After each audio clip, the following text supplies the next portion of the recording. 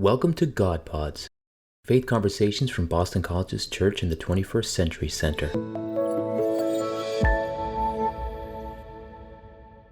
Hi everyone, I'm Karen Kiefer, Director of the Church in the 21st Century Center here at Boston College, and thank you for joining us for this episode of God Pods.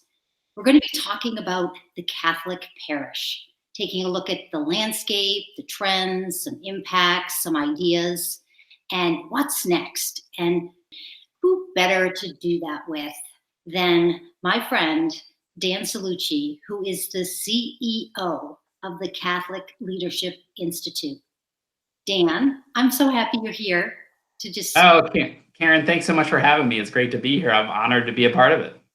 Well, before we kind of really get into this conversation, why don't you share a little bit with our listeners and viewers about what you do and what your institute does? Sure. So the Catholic Leadership Institute is coming up on 30 years of service to the church. And we were founded really on a simple premise, which is that God gives each and every one of us potential, and our gift to God is how we use it. And so from the very earliest days, we've always been around helping individuals discover their God-given talent in life and put it in the service of the church. And so that's taken many different shapes and forms over the years. We started out with young adult ministry, which is how I got involved here in Philadelphia, where we're based. But that's expanded to leadership training of over 25% of the priests in the United States through 100 different dioceses, as well as ongoing formation for our bishops in their governing office of leadership in the church, leadership for lay leaders at the diocesan and parish levels, and now some extensive research in parish life over the last 8 years. That's pretty exciting. So lots of different chapters in our story and hopefully many more, but it's been a great blessing. I'm just celebrated 15 years with the apostolate this February. So it's been a great ride and a wonderful blessing to see the church in so many different corners and so many different aspects. Wow, that's fantastic. You know, for the Institute, that would require a lot of forecasting too, kind of really looking ahead and really taking stock of not only where the parish is, but where is it going so that you can meet the needs and help them. Yeah, no, praise God. We have always prayed a lot as an apostolate and also relied on the wisdom and leaders in the church and beyond. And so we've always been really blessed to be listening to what the Spirit is asking of us and then kind of testing that in the marketplace. And so whether it's our ongoing leadership formation work with our priests or with our bishops, it's always kind of been like right at the edge of, is this something we should do or nobody has ever done before? And again, thank God it's worked out and hopefully has borne fruit for the church. So, but it does require really paying attention to the signs of the times and discerning that and making sure that we're providing the right level of support at the right time. Speaking of signs of the times, we're speaking in the midst of the pandemic, and the parish looks very different right now, and we're going to get to that a little bit later. But let's look back and let's look at the landscape of the Catholic parish, and then if you could dig into a little bit of trends and like things that you see happening, Sure. and unpack some of the impacts. Yeah, there's I would say, Karen, there's probably 3 or 4 big things that I think everybody probably knows, but also should kind of know maybe a little bit deeper, and that we're certainly seeing. The first thing is, and I think this pandemic is an eye opener on this first one. Our country is approaching and entering into a great generational shift all across the country, not just in the church. Right now, the baby boomers, up until a few years ago, were the largest living generation. And so not only are they most populous, but they are doing a lot of the heavy lifting in most of our parishes right now. They're giving the most time, they're volunteering a lot in all of our different ministries, and they're also contributing a lot to the offertory. And so the generation that follows them, Generation X, is a much smaller numerical base of people. And whereas 60% of our baby boomers are practicing their faith, only about 30% of Generation X is practicing its faith. So as you see this kind of shift and Generation X comes and takes up that mantle of leadership, we're not going to have the folks numerically that we've had in our parishes. And that's going to contribute to a real daunting reality. We've estimated that if we kind of go on the lines that we're following right now, and again, this is before COVID-19, that we're looking at losing about 8 million people and about $5 billion to U.S. offertory, in the next, 15, 20 years. And again, who knows what this pandemic will exacerbate. So we can't, I think, assume, one of the trends is we can't just assume that the next generation is going to be there and ready to kind of take up the mantle. We really have to go out and invite them. My generation, I'm the first year of the millennial generation, was up until a while ago the largest living generation, and now succeeded by my children.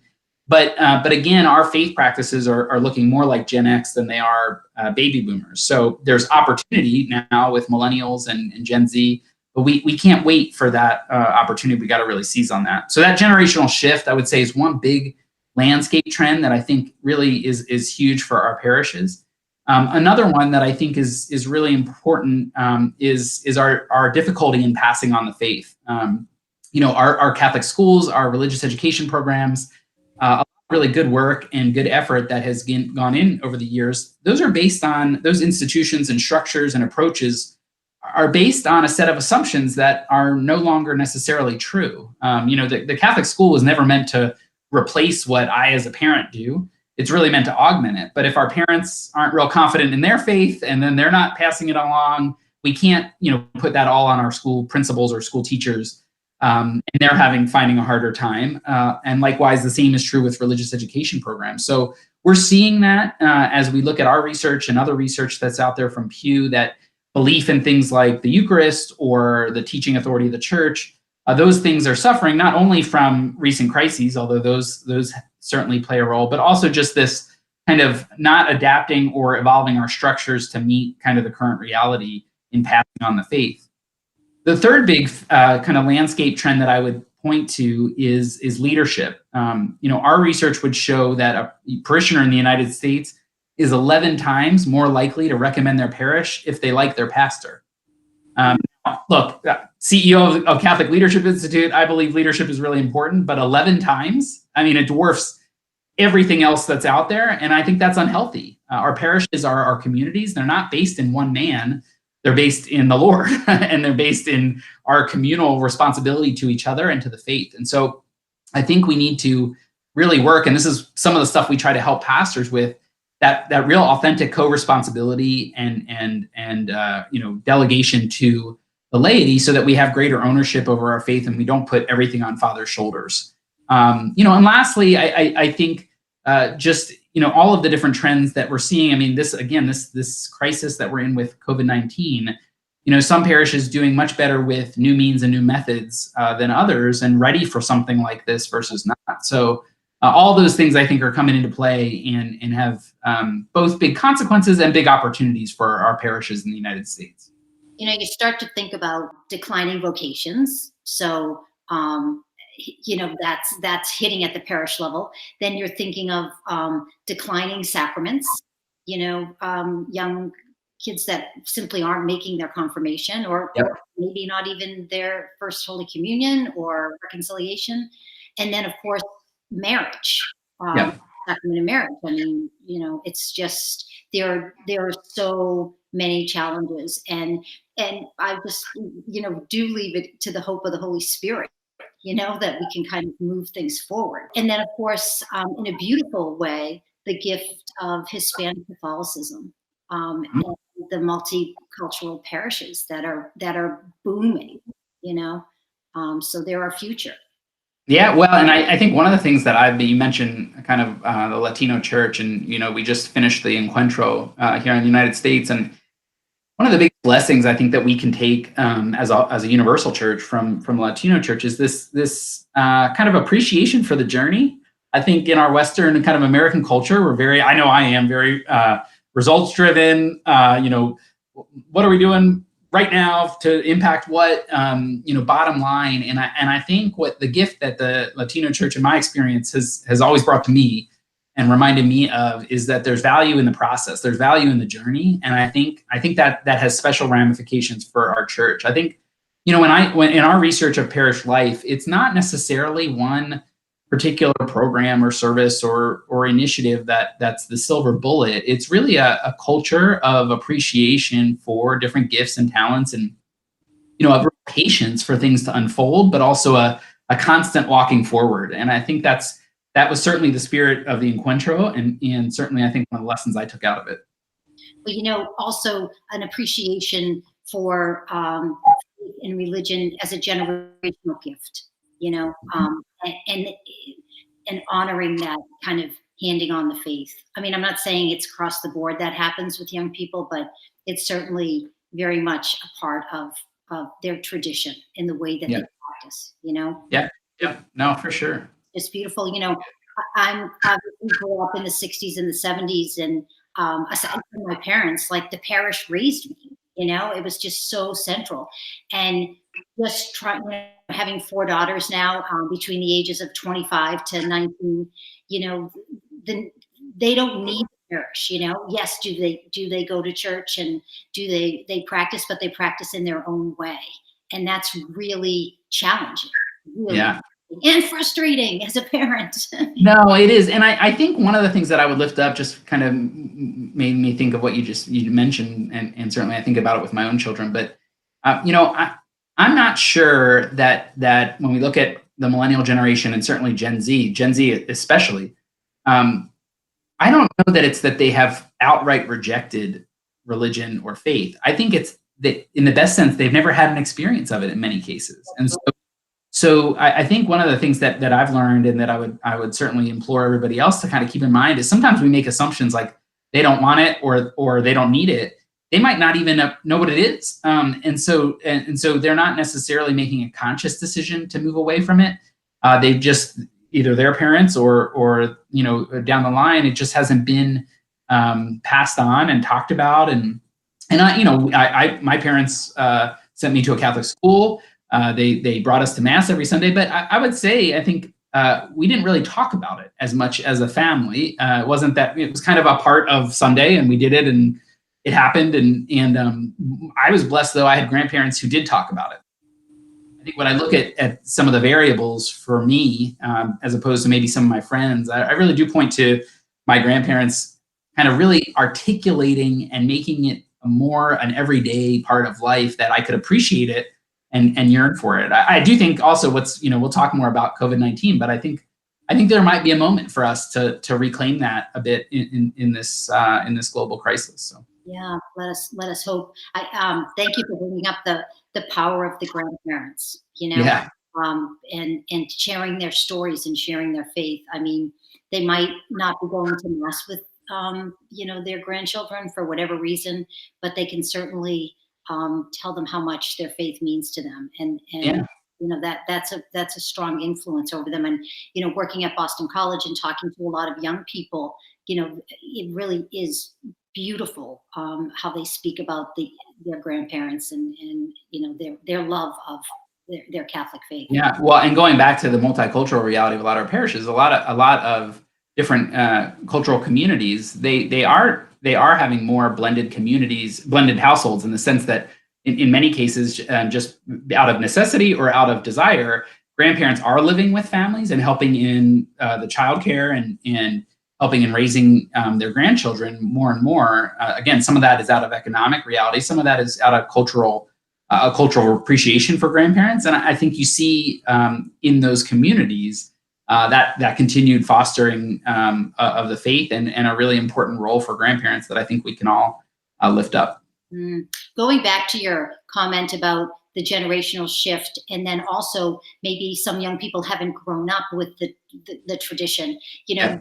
I mentioned my oldest is 25, and she was just making her first communion when the sexual abuse crisis broke in Boston. Yep. And just unbelievable to see how many families just disappeared from the pews. And to your point, they didn't grow up with it, so Right.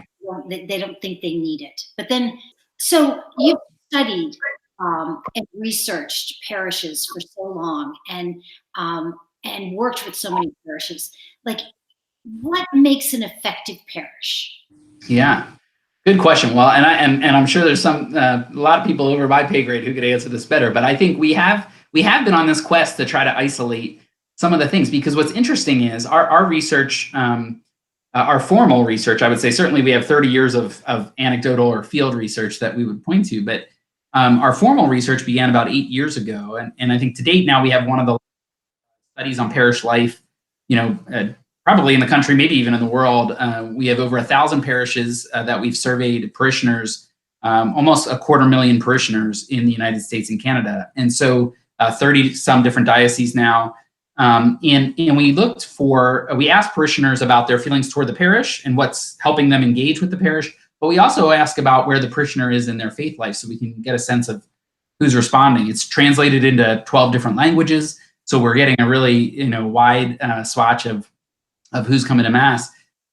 We've been on this quest because what's been interesting to us is that while we have these downward trajectories on the parish landscape in the aggregate, we've seen certain parishes kind of bucking those trends. And so it's obviously asked us to kind of answer, why is that? And what's making those parishes stand out? So we've done kind of a deep dive on the parishes that have really risen to the surface. And we uncovered kind of 4 key factors that we're still really digging into, but I think make sense intuitively. They are true in these parishes. They look a little different in all these parishes, but I think these 4 factors are really what keep coming up. And so, number one, I think fundamentally these parishes recognize that even the people in the pews who are coming are not all at the same place. We can't just take for granted that because somebody's coming to Mass on Sunday, that means they're kind of all in, they're ready to go, we can count on them for anything. And I think they really have an intentionality with which they view the people in the pews. And so they have kind of a segmented strategy toward how they help people grow in the faith. They really see people in different segments, and they really focus on, in all of their efforts, in the way they staff, in the way they do programming, in the way they do outreach and evangelization. They have kind of different entry points. Okay.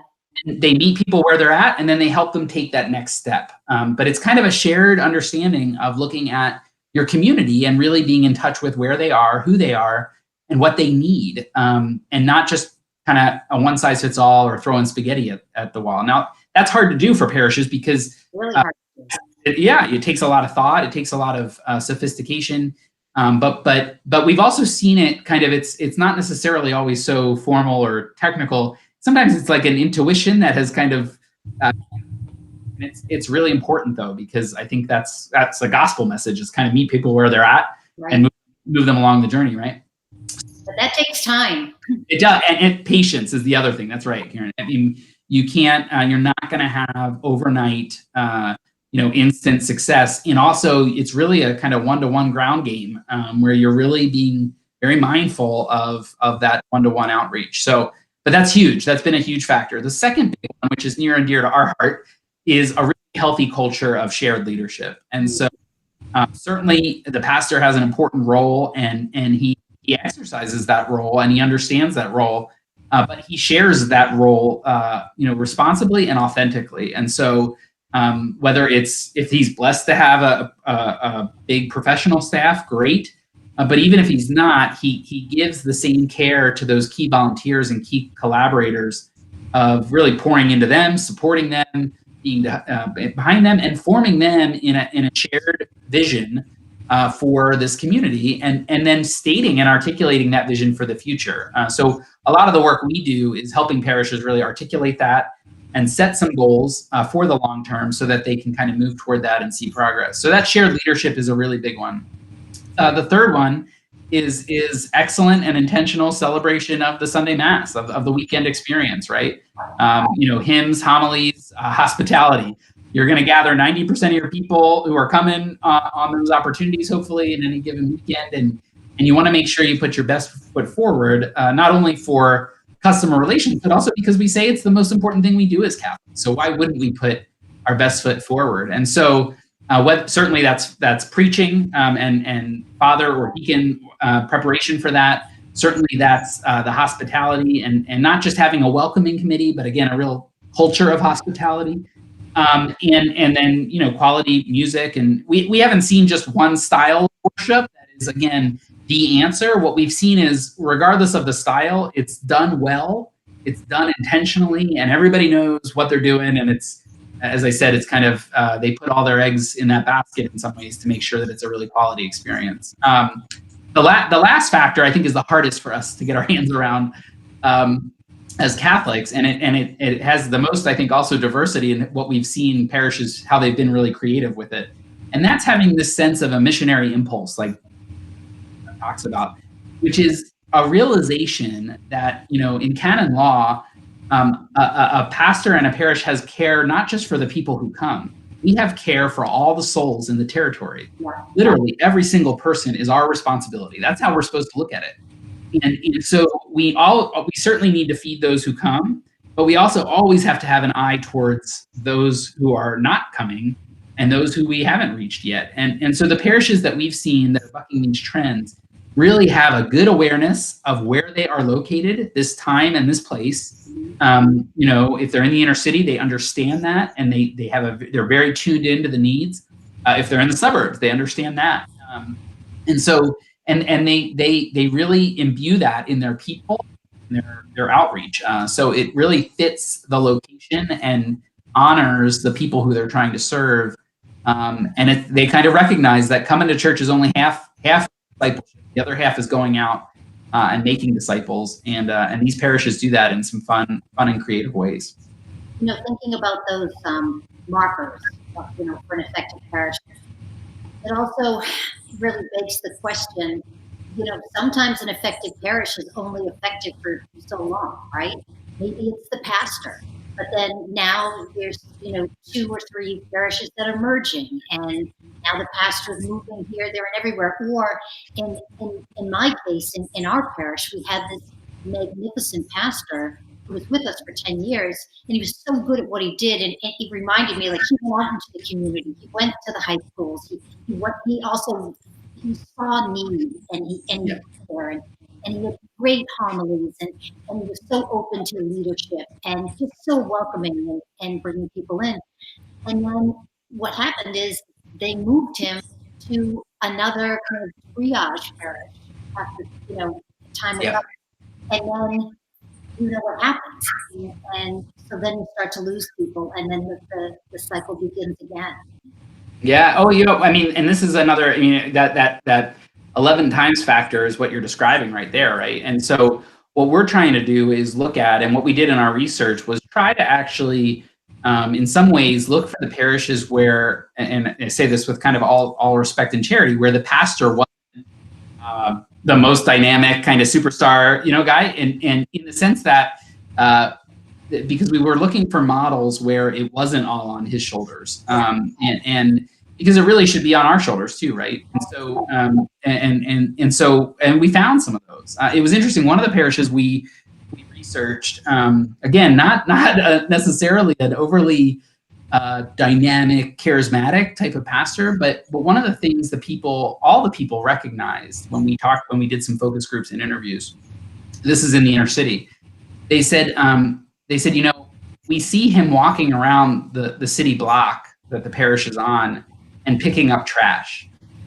And they said, and that care for our home is what we've kind of all adopted, that this is our home and we need to care for it. So certainly it was his example, but a very quiet, humble example. His homilies aren't the best, like but they know that he cares.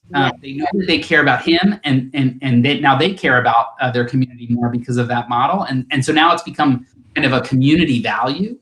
And I think those are where we see, that's why we spend a lot of time with parishes trying to articulate and really nail, who are we as a community, so that a pastor who comes in can appreciate that and become a part of that.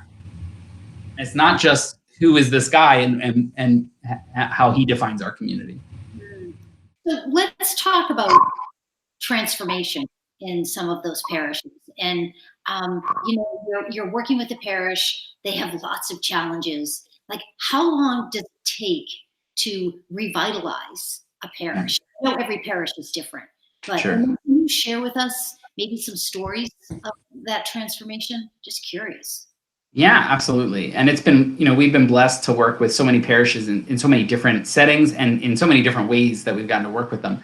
I would say that the really encouraging thing to me is that we've seen a lot of parishes, I would say, revitalized or renewed in as short as 2 or 3 years. And I think it takes probably at least that, in my experience, at least 2 or 3 years. But I think it can easily happen in 3 years, and in many cases it might take longer. One parish in rural Oklahoma that was in a kind of booming suburban area of the state and of the diocese, but was just really not capitalizing on what they could be, and particularly in a place like Oklahoma, you have a lot of evangelical churches that are very aggressive and very savvy in trying to reach congregants, and so this parish did a hard look at itself. It did use our Disciple Maker Index survey, the instrument that I was telling you about, where we've done a lot of our research, and really identified that while the core group that were really very committed to the parish and had been there a long time, while they were really rock solid, in some ways they were almost like too rock solid. It was almost impossible to become a part of that community because of just their experience and their history. And so they made a really big push on hospitality. They added things like childcare to most of their events, because who was moving in were a lot of young families. And so for young parents who are looking for a break in the week or looking for something to do on Friday night, they really saw that as a huge opportunity and put in place resources to do that. They also made some changes to parish staff. There were some folks who were not willing to go in that direction, and they needed to make some changes. And that's a really hard reality because everybody's trying to do their best, but sometimes we need new strategies, and if people aren't willing to try those, we might need some new people to try them. So they made some staffing changes, and then they really looked at hospitality from a physical plant standpoint. And so there were just some limitations to their campus. It was kind of had all the right potential, but it wasn't really used. So they did a mini capital campaign and really changed the space to be a lot more welcoming, and to kind of foster what they were trying to do culturally as well. And in 3 years' time, they doubled the size of that parish. Their offertory went through the roof. The school, which is a regional school, grew exponentially, and continues to grow. And there was lots of really good lay leadership put in place on a lot of different fronts, volunteer-wise. That was so good. And so that would be one that I would point to. There's also another one in Florida that we've been blessed to work with more recently. And the pastor really took our envisioning process, our strategic planning process for the parish, and just used it as an opportunity for healing for the parish. They had been through a lot prior to him coming.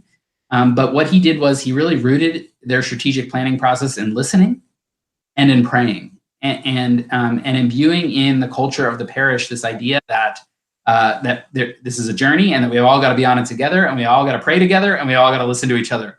And we've seen double-digit growth in their mass attendance and their offertory in the last two years. So it's amazing to me. One of the things that kind of both excites me and frustrates me at the same time is in our Catholic parishes, a little bit goes a long way. And so there's really some, what I would call low-hanging fruit of things we could do to put in place.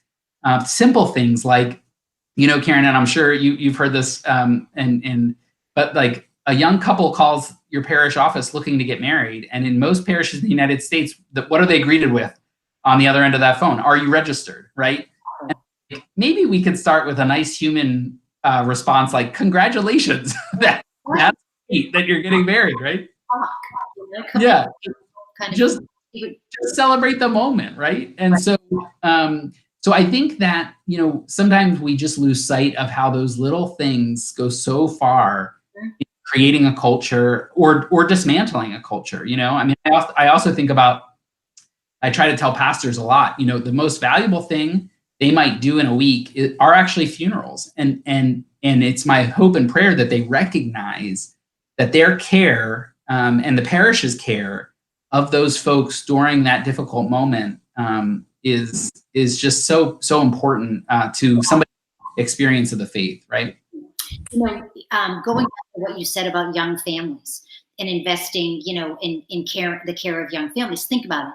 You have a young family in the pew. They have 1 or 2 children. So you ask what their needs are, and they become part of the community. Think about it. Down the road, maybe their kids end up going to Catholic school. They're going to make their first communion, their first reconciliation, their confirmation. Maybe they'll, as young adults, they'll end up teaching, catechism, whatever. But that is such an important thing to do. Invest, invest, and picking up on the hospitality that. Yeah, that parish in Oklahoma that I was mentioning, they have a little, they call it, I think it's like a wiggle card, but it's in their pews, and again, this takes effort and it takes discipline. But every week there's a little card and a little thing of crayons, and it has a nice, very encouraging note to young families. And it has a little kind of very simple kind of, this is what we're hearing from God today, and asks the kid to draw a picture right there and to put it in the offertory. Now, it sounds simple, but here's the deal. A, I always forget something for my 3-year-old to do at church. B, that they thought of me and that they want me there. And my screaming 3-year-old goes a long way. Yeah. And there's a role for the 3-year-old to play, or the 6-year-old to play, to do something, to put it in the basket, to have a part in this community from day one. And so, again, these little touches, I think, are just, are what go the distance. And I think we can all do them. I think that's what's exciting about it. It just takes some creativity. We've seen another parish. I know of another parish that sends out kind of happy anniversary cards on anniversary of a baby's baptism, or on the first Holy Communion. And again, the baby's not necessarily reading the card, but the parents are kind of, oh, you've thought of us, and how nice of that. And so I just think those things, that's who we are. That's the type of people that we are as Catholics, and we can do that in so many different ways. Creativity. I'm a believer of it, and using our imagination to connect with God. And I think we have seen that over the past month with COVID-19. My goodness, sure. And if you had ever said to me, even 6 weeks ago, we're going to be doing drive-through confessions or, adoration in the church parking lot, I would have said that's never going to happen. But what a beautiful gift from the Holy Spirit at a really, really challenging time. Oh my gosh. Yeah. And I think what has been so encouraging to me is the yearning to unleash that and to take advantage of that. I mean, we found, my wife works at our parish, and she's been kind of on the creativity team during this month, and the gratitude of the people, again, just from a relational standpoint, just being grateful to be kept in mind and to be connected with people. This is what the church provides. I mean, think about it. We're the only religion really in the world that has a ritual that no matter what language you speak or where you are, you can walk into a church and participate instantly. Like, that sense of connectedness and universality is what makes the church special. And so I think we're seeing that in new ways now, and I think it's one of the great gifts out of all of this hardship that's coming out in this pandemic.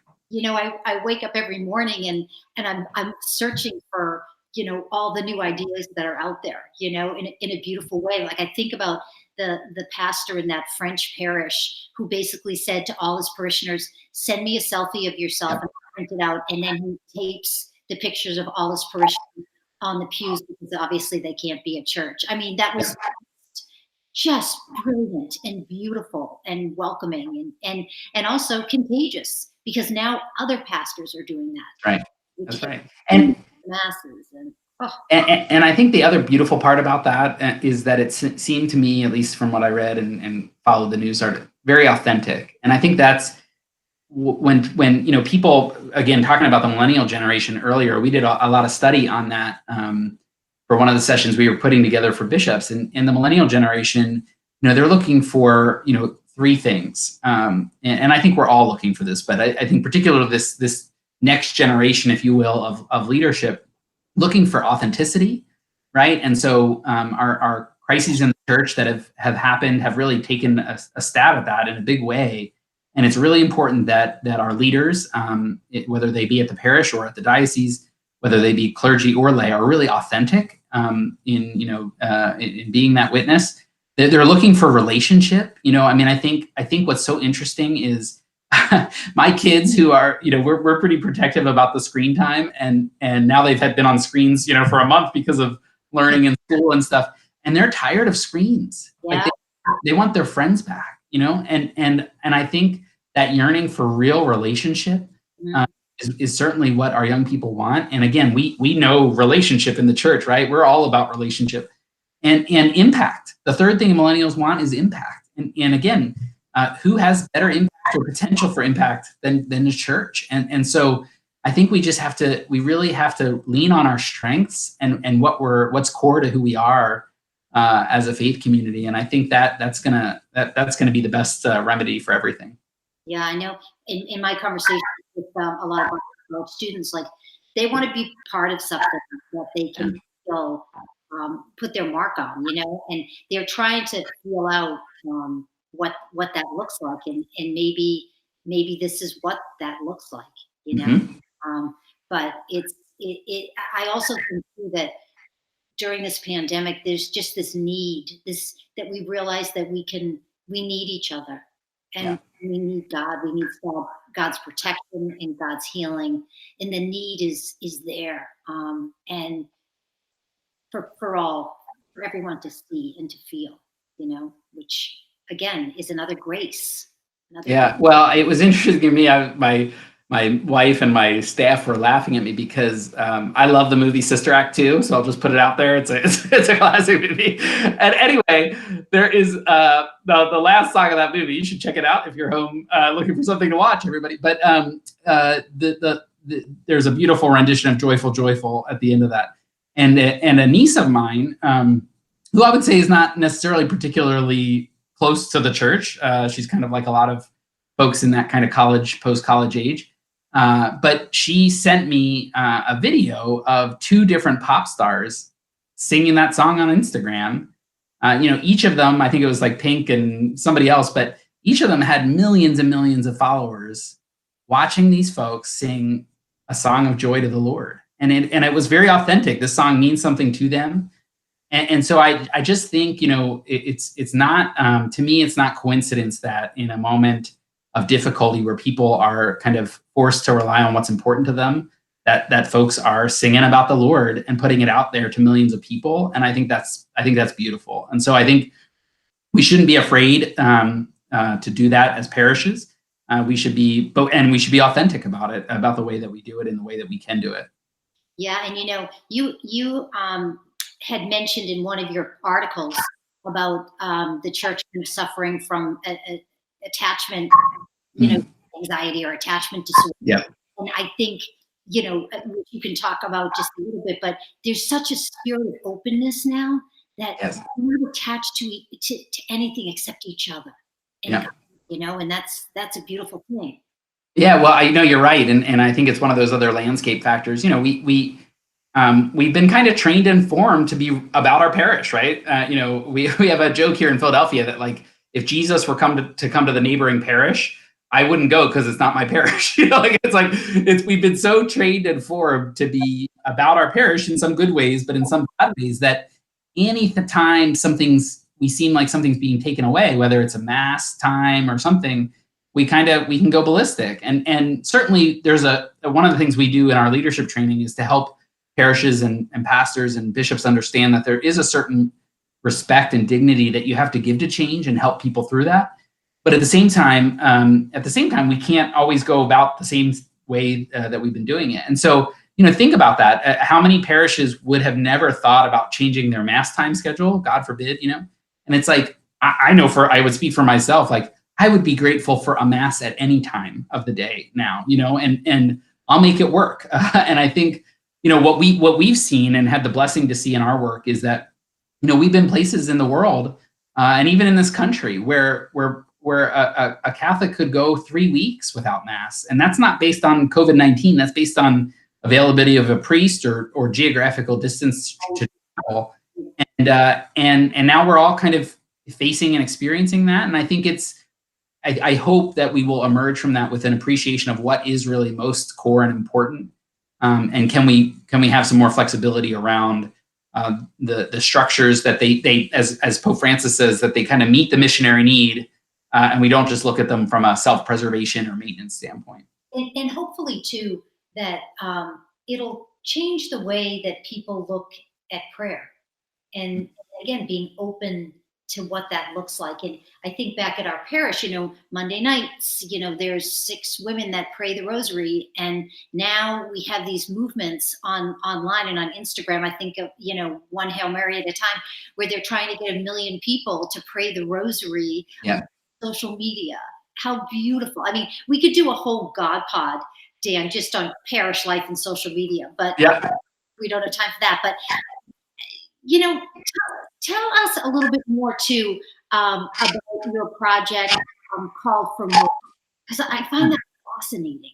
Yeah. So we, as I said, as we've been doing research in parish life, one of the things we identified, we certainly knew it instinctively, but we kind of proved it statistically, was the importance of the pastor, right? And as I said earlier, while I think that is a unhealthy kind of proportion of emphasis put on one person, even if he is the leader, nonetheless, we can't dispute the fact that decision that a bishop will make is one of the most important decisions as to who he's going to assign where. And not only the decision, Karen, but I think the transition and how we care for both the pastor or the new pastor and the community during times of transition. And so the Lilly Endowment has had a great program out there, Thriving in Ministry, and they had a focus on actually how to support ministers in transition. And so we applied for a grant to try to say, could we look at the way that priest personnel assignments are happening in the Roman Catholic Church and devise a better way or augment that process? Because what we were hearing from bishops and pastors and certainly communities, where it doesn't seem like we're using a good system to figure this out.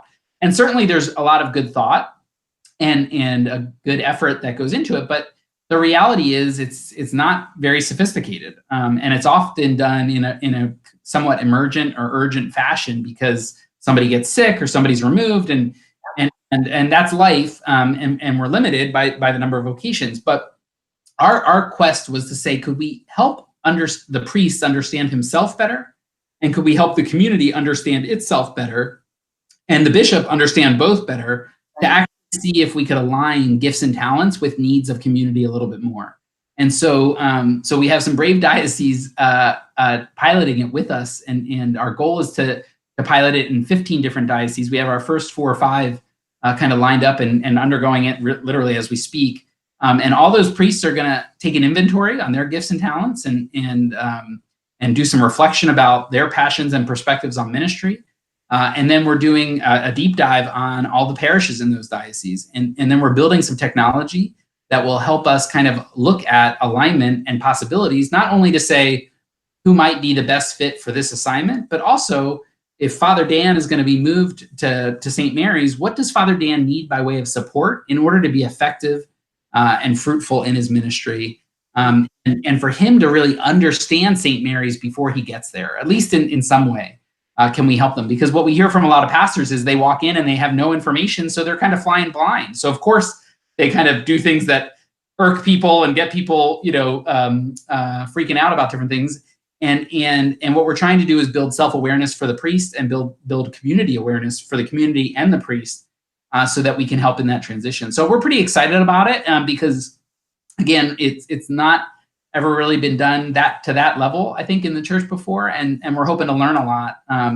But we just think there's a lot of information out there that doesn't take away from discernment. Discernment doesn't mean not using data, or it means prayerfully kind of considering all the inputs, right? And what the Spirit might be saying through those. So we're trying to add to the inputs and make that accessible for all different levels of leadership in our church, and help communities really understand themselves so they can really be as effective as possible.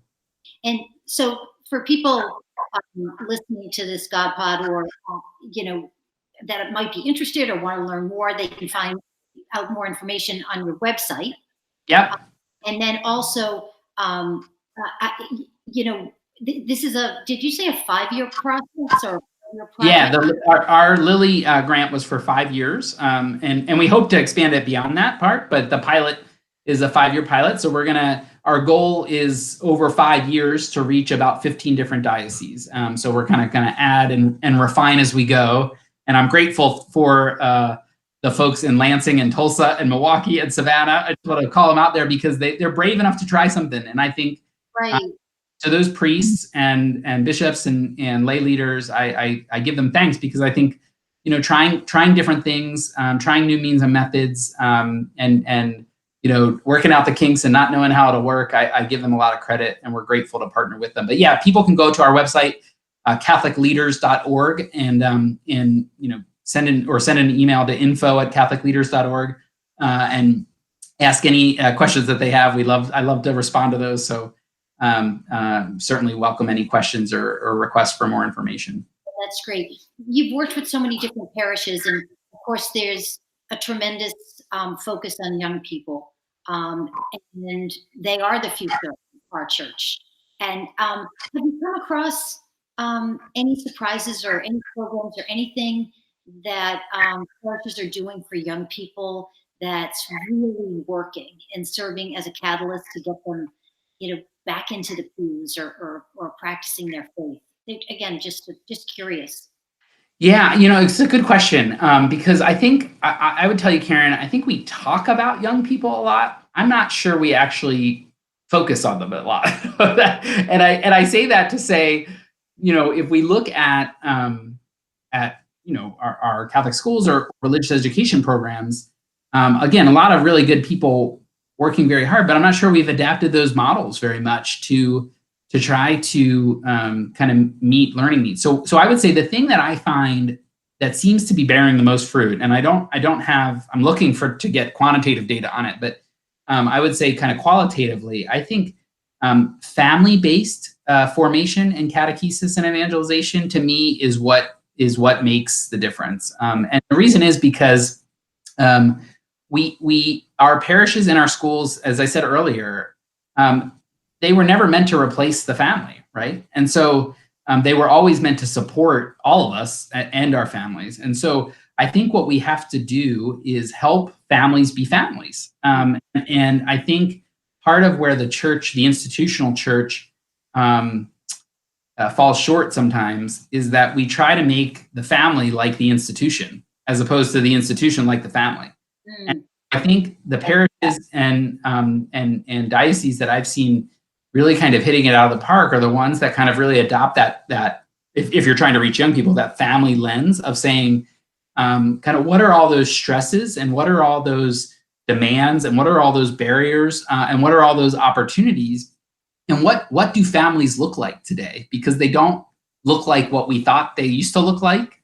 They come in a lot of different shapes and sizes. We talked about blended families and grandparent families, and so are we really gearing our strategies toward what families look like, or are we hoping they fit a mold as to what we would want them to look like? And the reality is, if we want to reach them, we got to go to where they are. So I think what I've seen is there's certainly great youth ministry programs out there, but I think engagement of the whole family is where I think it sticks most, because the parents then can kind of be a part of it, reinforce it, get pulled in more themselves. And the parish starts to become kind of that center of life, where instead of young people, as you said at the top of our conversation, instead of people saying like, I don't need a parish, people say, I really love my parish, or I really feel connected to my parish, or my parish really supports me in times of need. And so I think it's got to be a family affair if we're going to reach our young people. That's a really good reminder, and also to let us not underestimate the power of invitation for young people to say, hey, would you be interested in teaching religious education, or would you be interested in serving in this way, or would you be interested in heading this up, well, and also I think, Karen, along those points, kind of making space for them to lead. And by that I mean, a lot of times what we say is like, let's get the youth group to stuff envelopes for us or stuff the bulletin. And it's like, okay, that's good. Like they can help with that, but But at a certain point, a kid doesn't want to just stuff a bulletin.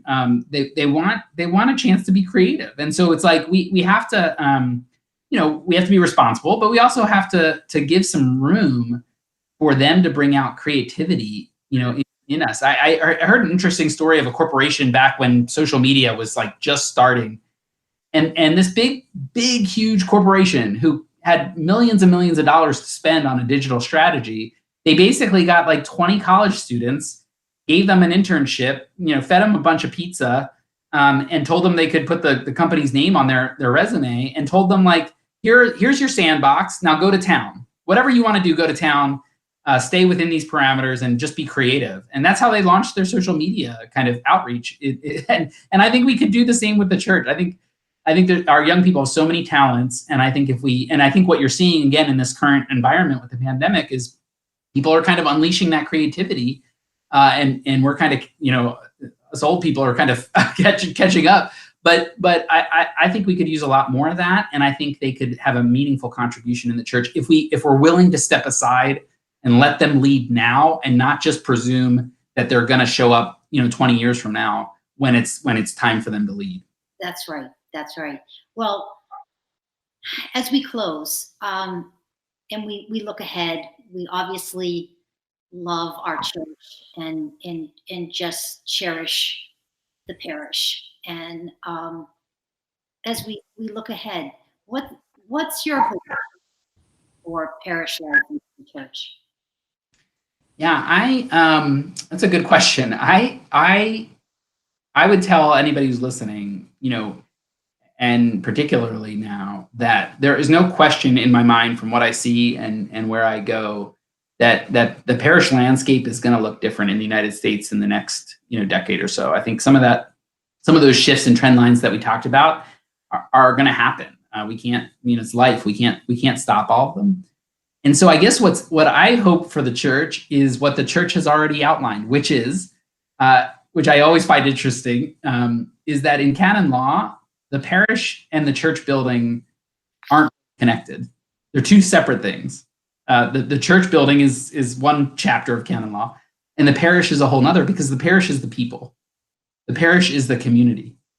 And so what I hope for the church is that we really, really rally around our parishes, regardless of what might have to happen with some of our church buildings. And as beautiful and wonderful places, sacred places as they are, I think our emphasis really needs to be on who we are to each other and who we are in the Lord.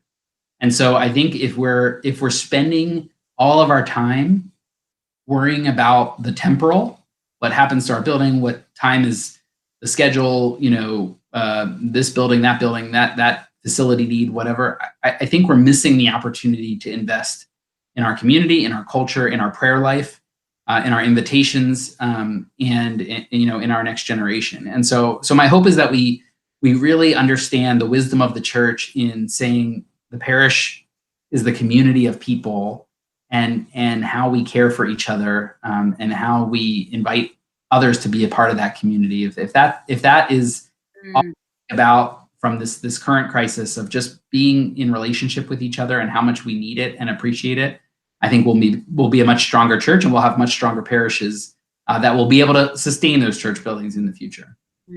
Well, I can't thank you enough for this conversation and for all of your work. And we will make sure that we get out the website address, and just know that we're thinking about you and your young family. And as we walk into Holy Week and then the Easter season beyond that, we are all together, even though we're apart. And thank you for all your gifts, Dan. Well, Karen, thank you. And thanks for the work of the center. I mean, I love what you guys put out. It's always thought-provoking articles. I was honored to be included in one of the issues of the magazine, but I'm just grateful to get it, and grateful for the thought leadership that you're putting out there. So honored to be a part of it, and also send the prayers right back to you and your team for a blessed Holy Week at home. Well, and funny that you would say the magazine, because our next issue, which is coming out in April, is on the parish. So awesome. Yeah. I look forward to reading it. Well, happy Easter. Happy Easter, Karen. Thank you. Thank you. God bless. For more Catholic faith resources, Follow us at bc.edu/C21 or via Facebook, Twitter, and Instagram.